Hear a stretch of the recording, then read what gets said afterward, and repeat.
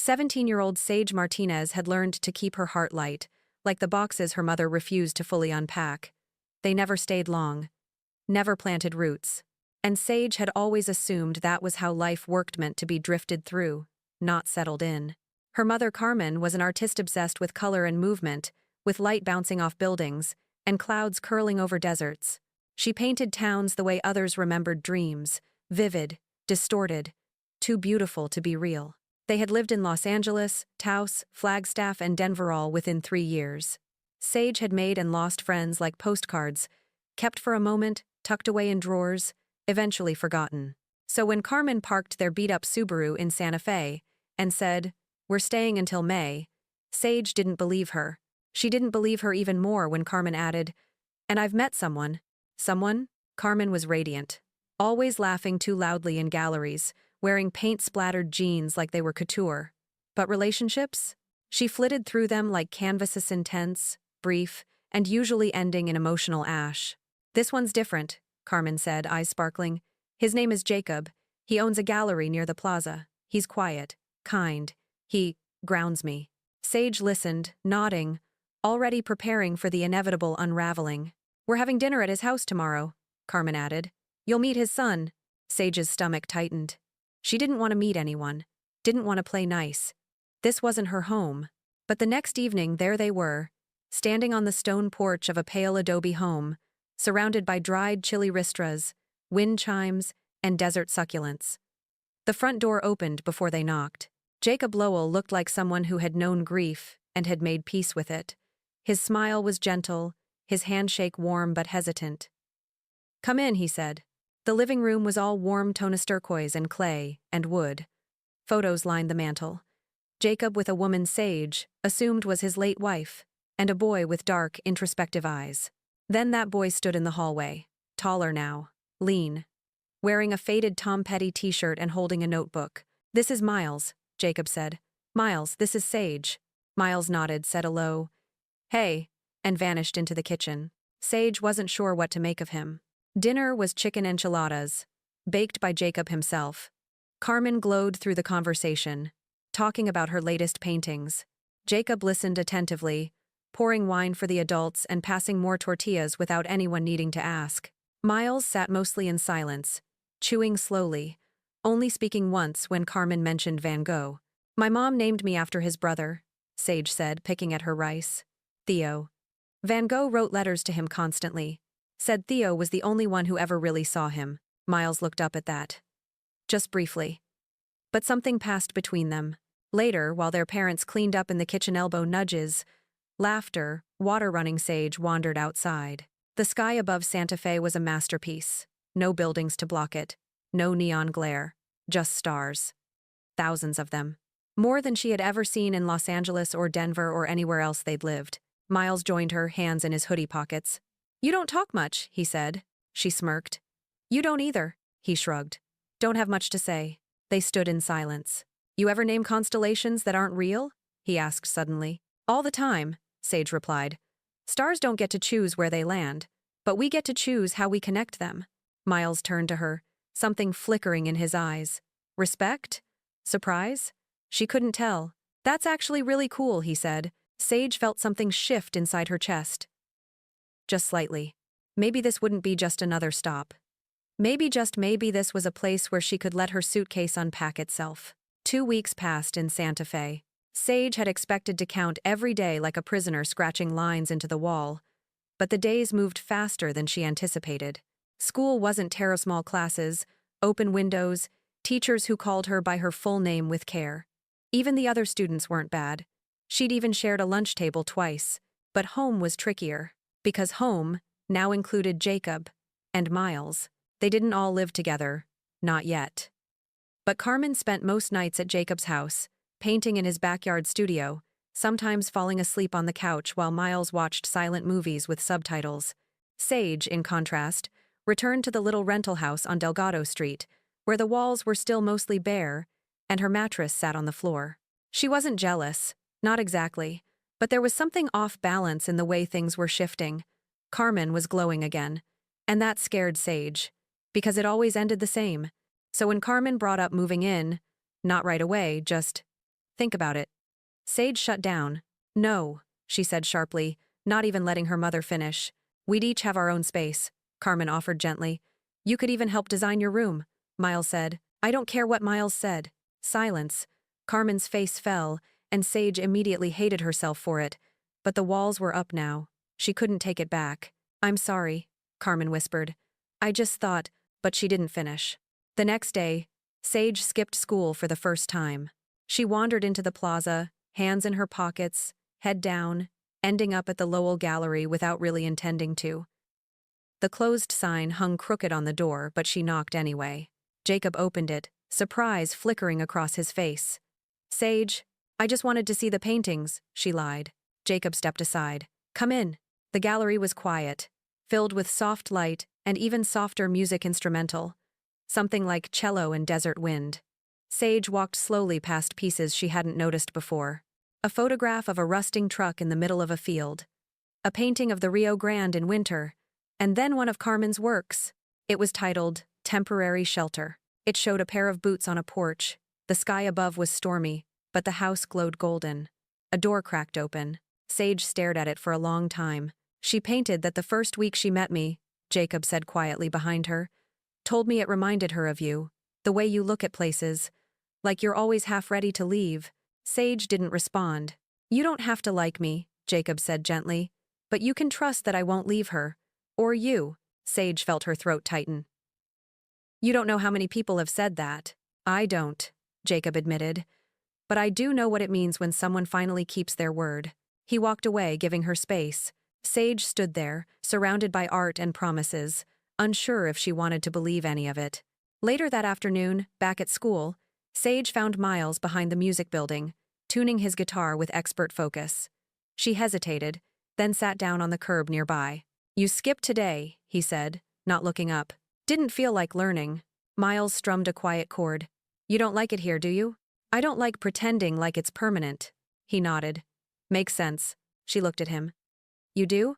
Miles finally looked up, and in his eyes was something Sage hadn't seen before. Depth.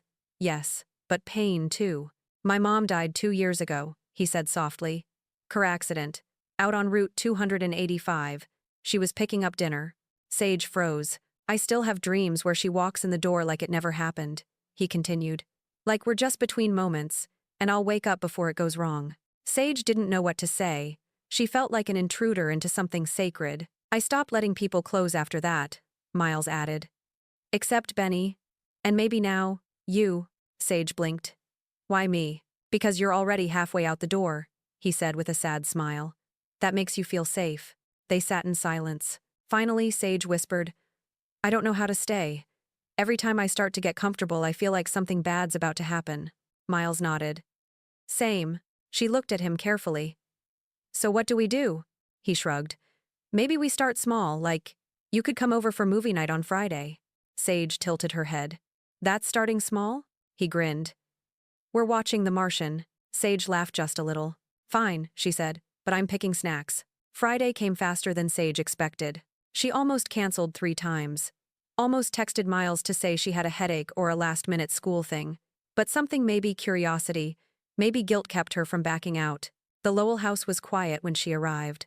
Carmen greeted her at the door with a tight hug and whispered, Thank you for coming. Her voice trembled like she'd been holding her breath all week. Miles was already in the living room, 2 bowls of popcorn in front of him, own classic butter, 1 caramel drizzle. Sage raised an eyebrow. I remember you said you hate surprises, he shrugged. So I made both. She didn't say thank you, but her smirk gave her away. They watched The Martian in a comfortable silence, broken only by the occasional sarcastic comment or shared glance whenever the main character did something wildly unrealistic. By the time the credits rolled, Miles looked more relaxed than Sage had ever seen him. But when she stood to leave, she froze, because Jacob and Carmen were in the hallway talking in hushed voices. Tense. Serious. I haven't told her yet, Carmen was saying. She deserves to know, Jacob whispered. Sage stepped back into the room, but it was too late. Carmen saw her. Know what? Sage asked, trying to keep her voice steady. Carmen stepped forward, reaching for her. I was going to tell you tonight. We, Jacob and I, Wes, signed the lease this morning. We're moving in together. End of the month. Sage blinked. You mean, you're moving in here? With you? Carmen said quickly. Your own room. A backyard. Stability. Everything I always wanted to give you. The word stability hit Sage like a slap. Because to her, it didn't mean safety. It meant trap. Miles stepped into the hall behind her. Hey! But Sage had already grabbed her jacket. I need air, she said, bolting out the door before anyone could stop her. She walked blindly, streetlights blurring into stars, breath tight in her chest. She didn't cry. Not yet. But she could feel the storm swelling inside her. All this time she had feared Carmen would leave again. She wasn't prepared for the opposite, for Carmen to stay, to tie them to something permanent, to leave no more excuses to run. She ended up at the edge of the Arroyo Trail, where the desert met the dry creek bed. There, beneath a twisted juniper tree, she finally let go. Tears. Shaking. Fury. She didn't know how long she sat there before footsteps crunched behind her. You left your phone, Miles said gently, holding it out. She didn't take it. They're worried, he added. I didn't ask them to be, she snapped, wiping her face. He crouched beside her. Sage, why does this scare you so much? Because it's not supposed to last, she choked. People like my mom don't stay. They change their minds. They fall out of love. And when they do, I'm the one stuck rebuilding. Miles was quiet for a moment. My mom stayed, he said softly. She didn't leave, but she still got taken. Sage looked at him, confused. She died, Sage. And even now, 2 years later, I still wake up some mornings thinking I'll hear her in the kitchen, that she'll walk in wearing that stupid blue sweater she hated. His voice cracked, but he didn't look away. Losing her hurt more than anything, but I wouldn't trade a second of those years just to avoid the pain. Sage swallowed hard. Miles leaned closer. Letting people in doesn't make you weak, it makes you human. She hated how much those words landed, how they chipped at her armor. You're lucky, she whispered. He tilted his head. Why? Because you know what it feels like to be someone's priority. Miles blinked. You don't? Sage shook her head. I've always been something people fit into their lives, not someone they build around. A long silence. Then Miles took her hand, hesitant, unsure. You're not a placeholder, Sage, he said. You're the story. She didn't speak. But she didn't pull away either. 3 weeks later, the move was complete. Sage now lived in the Lowell house officially, undeniably. Her things were no longer shoved into suitcases or hidden in drawers. Her name was scribbled on the whiteboard calendar above the fridge. Her shoes sat next to Carmen's by the door. A framed photo of her and Miles, laughing near a street artist downtown, now hung on the hallway wall. She was here, and it terrified her. Living with Jacob wasn't the problem. He was quiet, respectful, the kind of man who asked permission before knocking, who made tea without being asked. Living with Miles was, surprisingly, okay. They'd settled into a rhythm school, shared playlists, long conversations on the back porch, talking about music and the shape of grief. Sometimes, they even argued, but it felt safe somehow. No, what scared Sage was Carmen. More specifically, how happy Carmen seemed. Because happy never lasted. Not in their world. So Sage waited for the first crack, the first sign, the first look on Carmen's face that said she was ready to leave again. Instead, Carmen painted. Constantly. And not just landscapes or abstracts. She started painting people portraits, raw and aching. Her style shifted from the ephemeral to the deeply personal.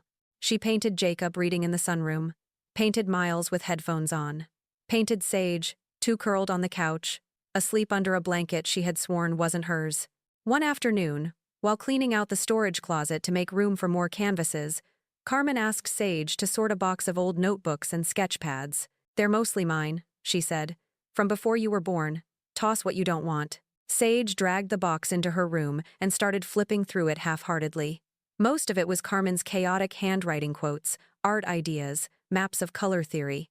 But one manila envelope caught her attention. It wasn't labeled. Inside was a folded letter. The paper had yellowed slightly at the edges. Sage began to read. To Sage, if you're reading this, it means I probably didn't get to say these things out loud. And that's my fault. I was afraid to be your mother when you were born. Not because I didn't love you, I did. Instantly. Wildly. But because love had always been a hurricane in my life. People loved me, and then they left. Or worse, I left before they could. I thought I could protect you by keeping you moving. Keep you from ever attaching too much. I told myself I was teaching you freedom. But now I wonder if I was just teaching you fear. If I'm goner, if I've failed you, I want you to know, you were never an accident. never a burden. You were the only thing I ever did that I never wanted to run from. I love you, Sage. I hope you believe that one day. Mom. Sage read the letter 3 times. She sat frozen on her bed, the envelope trembling in her hands. Carmen hadn't meant for her to find this now. Maybe not ever, but it was too late. That night, dinner was grilled cheese and soup, and Carmen hummed softly while stirring the pot. Miles sat at the table sketching something in his notebook. Sage didn't eat. Mom, she said finally. Carmen turned, wiping her hands. Why didn't you give me the letter? Carmen froze, her smile faltered. You found it? It wasn't hidden. Not really. I wrote it when you were 4, Carmen said softly. I thought, if anything happened to me, I wanted you to know. But you're still here, Sage said, voice cracking. I know. So why didn't you ever say those things out loud? Carmen took a step closer. Because I didn't think I'd earned the right to. Saja swallowed hard. You did. The kitchen fell silent. Then Sage stood, walked over, and for the first time in years without needing a reason she hugged her mother. It wasn't perfect. Their history didn't magically vanish. But for the first time, Sage felt something shift deep in her bones. The belief that maybe this place, these people, were not just temporary stops in her story. Later that night, Miles found her on the porch, legs curled under a blanket, letter in hand. She told me she almost left, Sage whispered. A few months before we came here. Miles sat beside her, silent. She stayed because of me, she said. I didn't think that was possible. He looked at her carefully. Maybe she just needed somewhere to stay for. Sage turned to him. And you? Miles smiled softly. I was already here. She rested her head on his shoulder. For the first time, the stars didn't feel so far away. It had been almost a month since Sage moved in with the Lowells, and something inside her had begun to soften quietly, cautiously. Her room felt lived in. Her clothes hung in an actual closet. She had a toothbrush cup in the bathroom. Her name was on the Wi-Fi password list. But just when she started to believe this might be her life for real, the ground shifted. It started with Miles missing school, one day. Then 2. Then 4. Sage texted. Called. Nothing. When she asked Carmen, her mother said Jacob had told her Miles wasn't feeling well, and left it at that.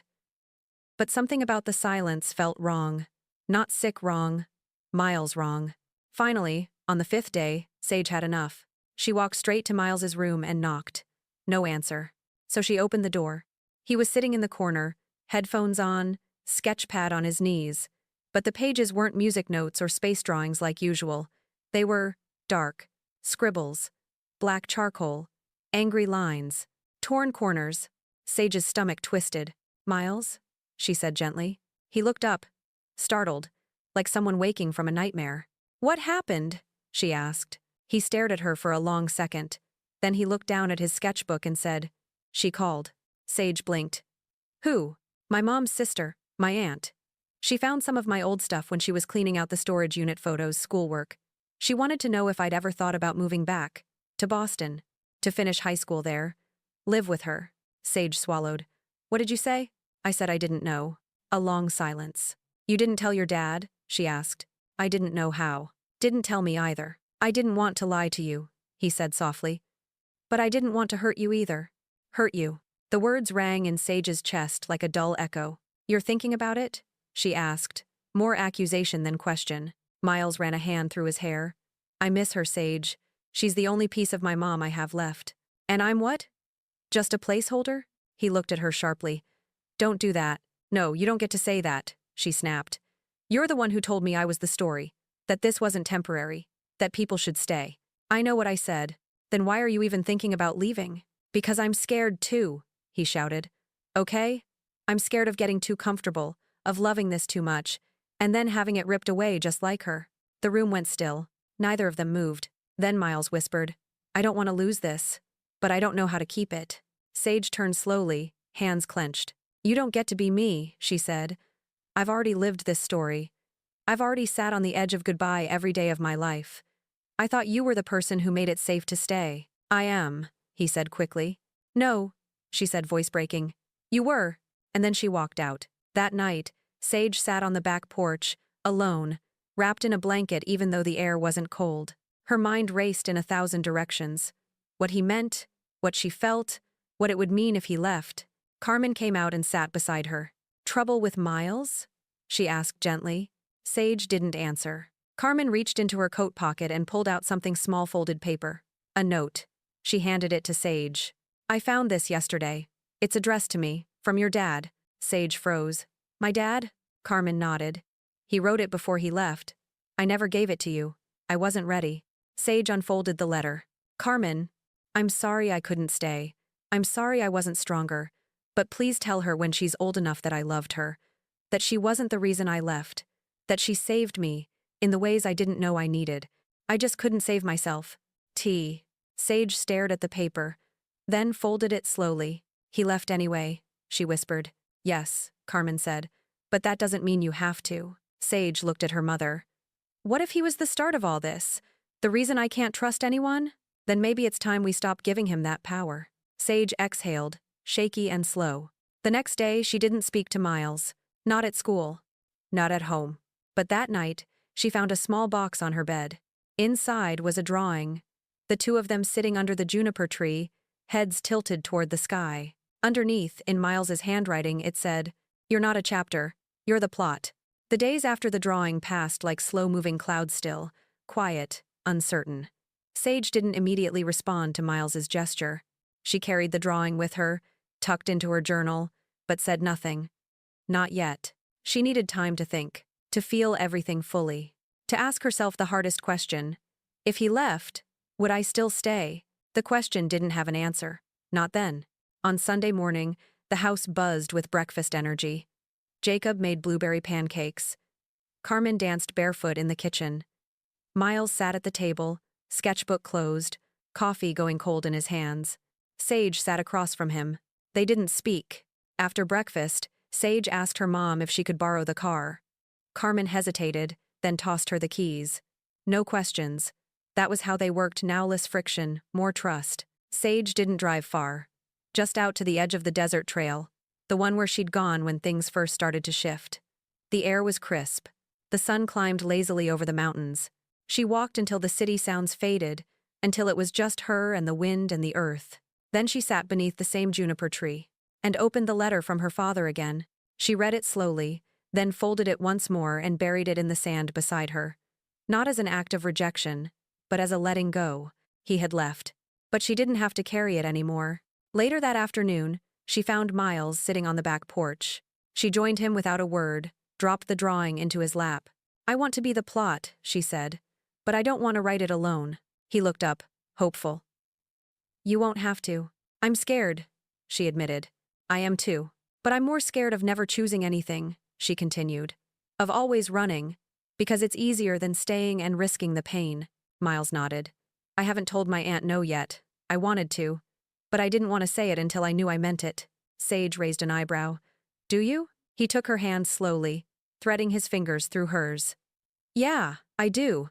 They sat in silence, watching the shadows move across the backyard. I think we're all just stars, Sage said softly. Waiting for someone to connect us into something that makes sense. And what if no one does? Miles asked. She smiled. Then maybe we do it for ourselves. Epilogue. Spring arrived early in Santa Fe. The house felt different, still chaotic, still loud, still imperfect but full, like a constellation completed. Carmen's art was accepted into a local gallery series. Jacob started teaching community art classes again. Miles began recording demos with a group of local musicians. And Sage? Sage started writing essays, letters. One of them an open piece about fear, love, and learning to stay got picked up by a youth literary magazine. She titled it, The Space Between Stars. In the final line, she wrote, We don't get to choose the stars we're born under, but we get to choose who we shine beside. And beneath the open sky, with music drifting through the air and the scent of sagebrush on the wind, Sage finally felt something she never thought possible. She felt home.